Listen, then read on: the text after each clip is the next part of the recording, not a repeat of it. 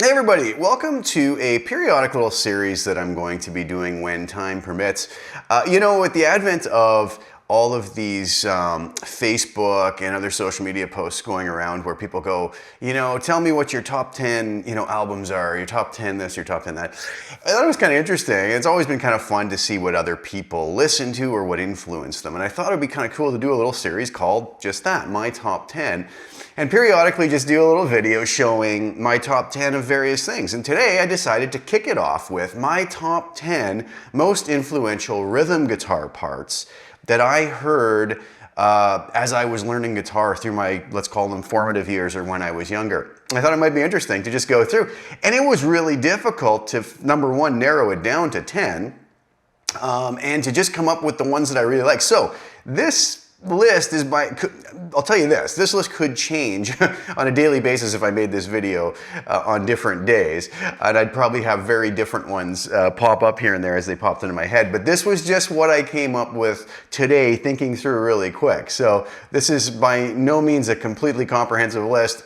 It could change, and there are others, but these were probably 10 riffs that I think I put them here not because they were complicated, not because they were difficult necessarily. Some of them are, some of them aren't. Some of them are very simple.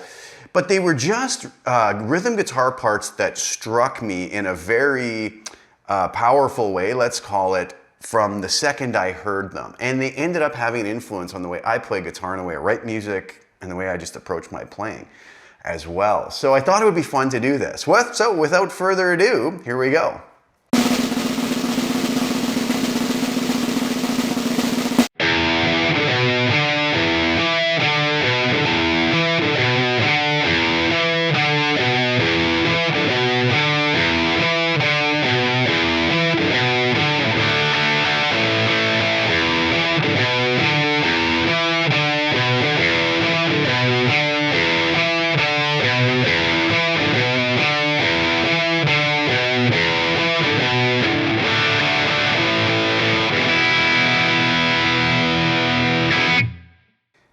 How Many More Times by Led Zeppelin. The funny thing is, I never really was a huge Led Zeppelin fan from the outset of when I started playing. And to be honest with you, the way that I got into them actually, was through Rush, believe it or not. I became a Rush fan very early on after hearing their Moving Pictures album, and then I kind of dove into their catalog, working my way back to, the first album of theirs, which had, as we all know, anybody who's a Rush fan knows that had a fairly heavy Zeppelin influence to it. And then that got me thinking of, hey, I gotta listen to Zeppelin, right? And so I remember getting the first album, the first Led Zeppelin 1 album, and of all the tracks on there, this was one of the most interesting riffs. And the band is just cooking along, the bass and the guitar locking together. I just love this, and this was a big influence on me.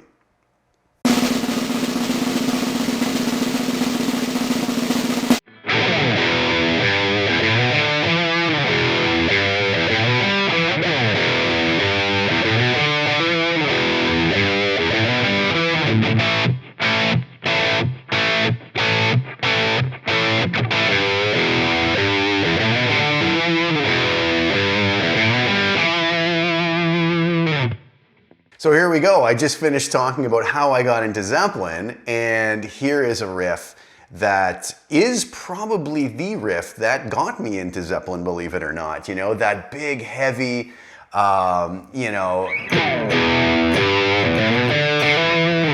with Geddy and Alex both locking into that and John Rutsey just holding down the groove.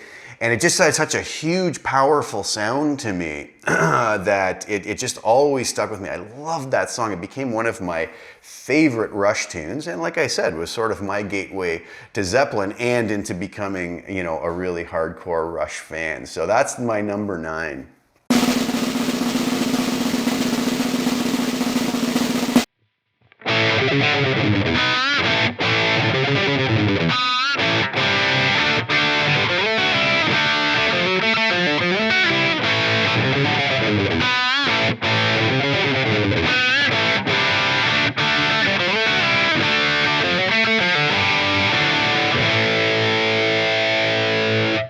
Wow, this riff kills, right?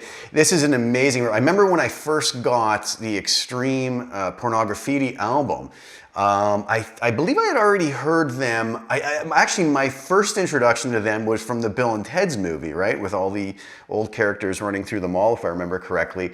The song Play With Me, which was just mind-blowing. Nuno's soloing on that and rhythm playing, everything was just, you know, totally head-turning and mind-blowing stuff. And I just loved it so much, I became an instant fan of Nuno's playing and therefore, you know, Extreme. And when Pornography came out, I remember, you know, hearing the sort of the little part right before, which was Flight of the Wounded Bumblebee, right? And it just was like, well, what is this? And then as soon as that onslaught of guitar notes ends, you know, the riff to He-Man Woman Hater comes in and it just blows your mind, right? And that's probably, of all the ones on this list, the most challenging to play, and I probably played it a little sloppy, sorry about that.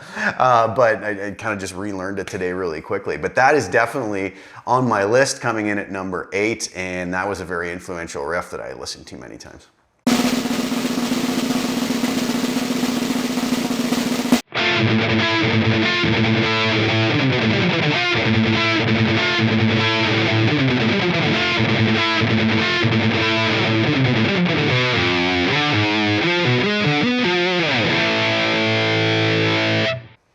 Yngwie Malmsteen, I'll See the Light Tonight. Well, you know, I could have chosen a lot from Malmsteen.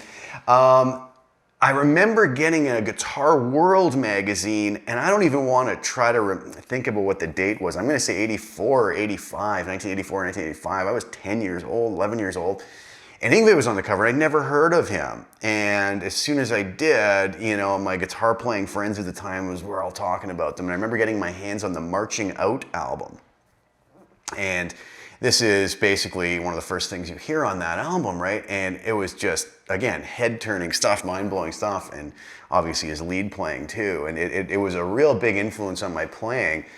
You know, even just trying to learn that riff and trying, you know, in vain to figure out some of his lead lines. It was just such an incredible time in guitar playing when Yngwie came out and sort of launched a whole new style of this, you know, neoclassical fusion music, and the whole Shrapnel Records label kind of, you know, benefited from that whole movement. So that is definitely up there, and that's number 7 on my list, the I'll See the Light Tonight by Malmsteen.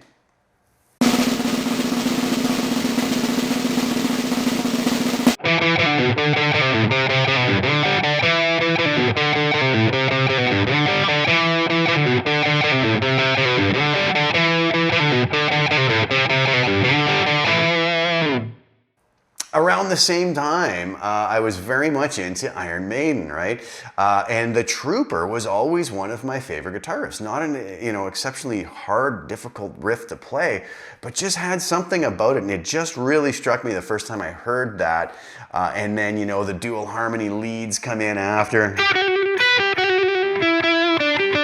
You know, all that stuff. It was really interesting interplay between the guitars.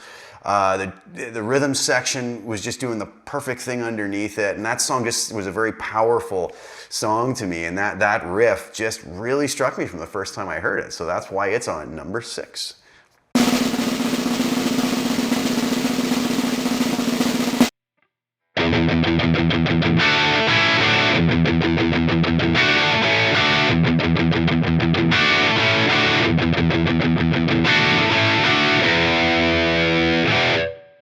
Zeppelin, Communication Breakdown.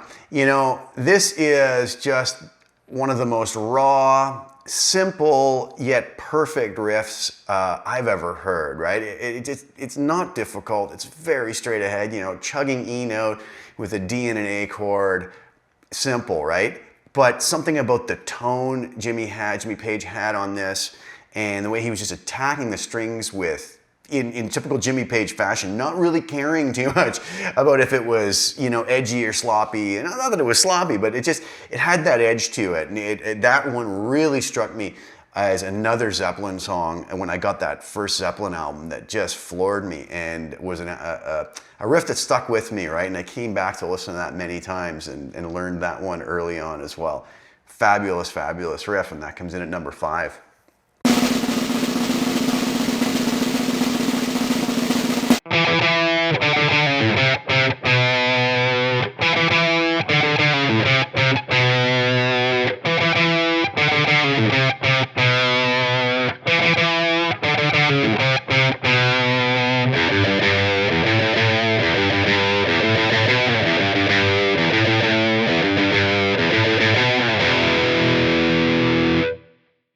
Some of you might be wondering what this riff is. This is the great Michael Schenker from one of maybe his more obscure albums called Assault Attack, and this song is called Assault Attack as well. The funny thing about Michael Schenker, I became a huge fan of Michael's back when I first started playing guitar in the mid to late 80s. You know, guitar music in Canada, where I was from, was very difficult to come by, especially me growing up in a very remote Northern Ontario town. I couldn't just go to the record store and grab, you know, whatever music I wanted. I mentioned the Shrapnel Records movement that started in the 80s with the whole neoclassical fusion thing. Those records were just not available in Canada. I couldn't even order them. I remember traveling to the United States with my family and saving up all my money and then like raiding the record stores and buying all the, you know, the music up while I was there while I could get my hands on it. So, you know, very different than nowadays. We just go to Spotify or, you know, Apple Music or whatever, and we have it all at our fingertips. But basically, you know, the few trips our family would take down to Toronto, I would go to Sam the Record Man. And I was just on a mission to get some Michael Schenker music, and the only cassette, that was the time when I was buying cassettes, the only cassette that was there was Assault Attack. So I hadn't heard of them, but I bought it. And that album really grew on me, and for that reason, since it was the first introduction I had to Michael Schenker, became a real favorite of mine, and to this day I love that album. While other folks don't necessarily think it's his strongest album, I really like it. And that rhythm guitar part always just affected me. It was, you know, I believe that's the way the album just kicks off, right? So it was the first thing I heard by Schenker, and it always stuck with me. So that was a really influential riff on me as well.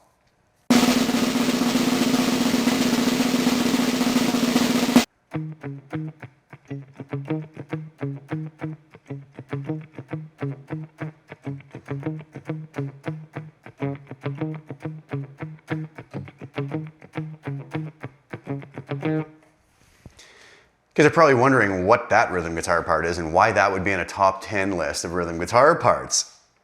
If you don't know what it is, and you probably wouldn't out of context, as it's so simple and almost non-defined, right? It's this kind of muted single note line. Listen to it in context.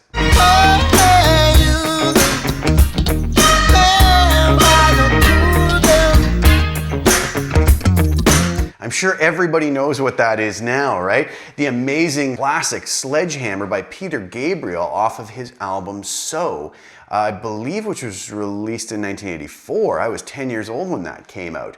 What an amazing album.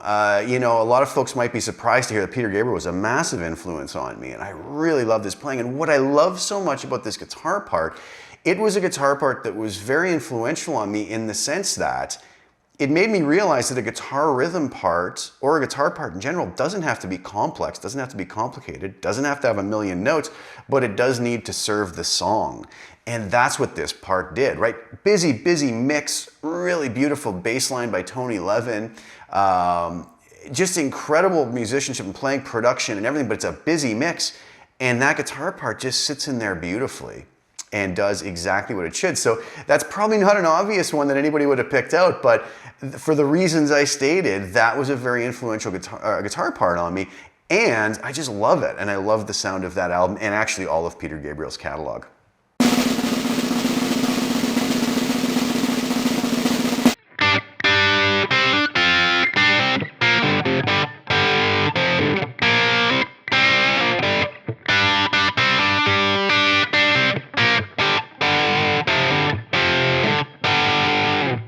Money for Nothing, Dire Straits. Does it get any better than that, right? So it was, again, I believe, mid-80s. I can't remember what year. I should have checked into all the years that these albums came out. But we had just got our family had just got our first CD player. And I was on a mission. I saved up some money. CDs were expensive at the time. I didn't know what to buy as my first CD. And when I walked into the record store, Brothers in Arms by Dire Straits had just been released. And so I bought this, and that started me on, you know, an obsession with Mark Knopfler's playing. I absolutely love Mark Knopfler's playing. But what an impact after hearing that build up of the, you know, the intro to Money for Nothing and the big tom fills, right? Which crash into this amazing riff which really was a huge influence on me because it really turned me on to not necessarily playing with a pick, right? But using my fingers as Knopfler did. And I really credit this song, along with Sultans of Swing later, and Mark, for really pushing me in the direction to learn to utilize fingerstyle playing along with pick style playing, and that served me very well for being able to play a lot of different material. So Money for Nothing really ranks way up there for me as a really influential guitar riff.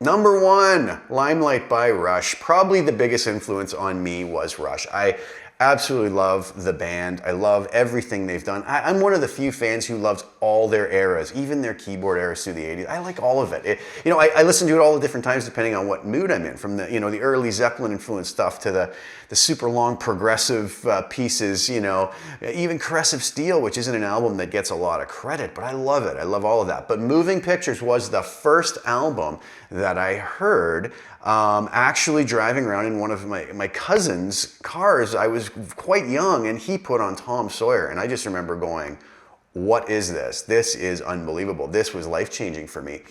I quickly, again, scraped together whatever money I could, bought the Moving Pictures cassettes, and, went on to listen to that front to back a million times. But the one thing that struck me, even more so than maybe Tom Sawyer, is that opening riff to Limelight. The tone of it, the note choice, the chords Alex uses, just absolutely amazing. And that was probably the most influential rhythm guitar part I ever heard growing up. So that's it. That's my top 10. Like I said, by no means is this a definitive top 10, in that if you ask me to make this video next week, this would likely change to a degree, right? I think a lot of them would stay the same, but I'm sure I've missed some in here that were massively influential on me. And maybe I'll do a part 2 of this at some point. But I want to do some more of these top 10s for different things. Maybe I'll do top 10 albums, whatever. But we'll see. Let me know what your ideas are, what you might want to hear. And I hope you guys enjoyed that. I thought this would just be a fun little change of pace and give you guys a little insight into some of the players that shaped the way I play and some of the things that I enjoy. So thank you guys so much for tuning in. I hope you enjoyed. I hope you had fun with me on this, and I hope you want to hear some more of this. Please like the video if you don't mind. Share it if you don't mind. Subscribe to the channel if you haven't already. I'll be back soon with a lot more content. Thanks again for tuning in and giving me your time, guys. I really appreciate it, and we'll talk soon.